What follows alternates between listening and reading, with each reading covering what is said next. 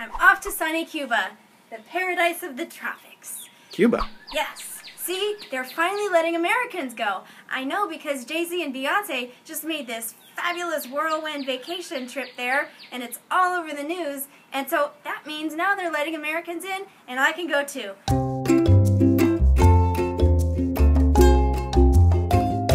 So the big news this week was that JayZ and Beyonce, the O3 Bonnie and Clyde, went to Cuba. So we have a bunch of Republican senators and congressmen and congresswomen who are super upset about this. Why would the American government not want you to go wherever you wanted to go?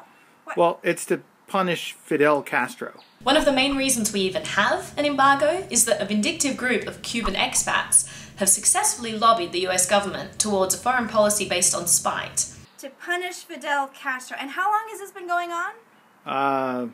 It's like 50 years. These embargoes are ridiculous and really go against our basic civil liberties. The more people, the more Americans, the more rich Americans who go to Cuba, the more Cubans will be able to actually see what capitalism can do for them. The travel embargo is stupid, the trade embargo is stupid, and the only people that it ends up actually hurting are the Cuban people themselves. A country with such a vast expanse of arable land should be prospering, but instead, Cuba actually has to import most of its food because communism has taken away the people's incentive to work. Put the power back into the hands of the people so that they can see firsthand what sort of benefits and prosperity come from capitalism and democracy so that they can take back control of their own country. We live in a world where like celebrities will be talking about smoking pot, etc., which is still federally illegal and illegal in lots of states, and they don't go to jail for these things.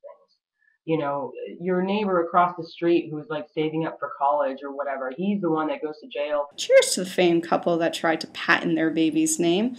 I don't know what type of license you had to get to go to Cuba, or you simply laughed off that $7,500 fee. It's because they're BFFs with Obama. Oh, and my BFF is Leah. And These politicians also do not function within the law and within the same structure that us peons do.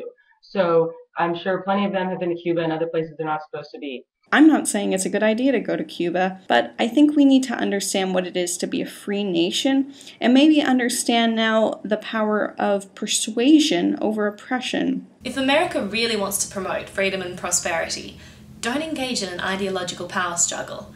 And don't make demands of a government that is never going to want to relinquish that power. Instead, open the gates and allow the private sector to grow.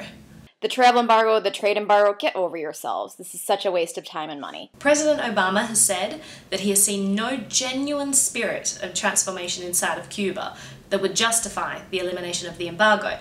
Now, if he would just open up the gates of free trade first, he wouldn't need simply a spirit of transformation, because he would have created a complete transformation of spirit inside of Cuba.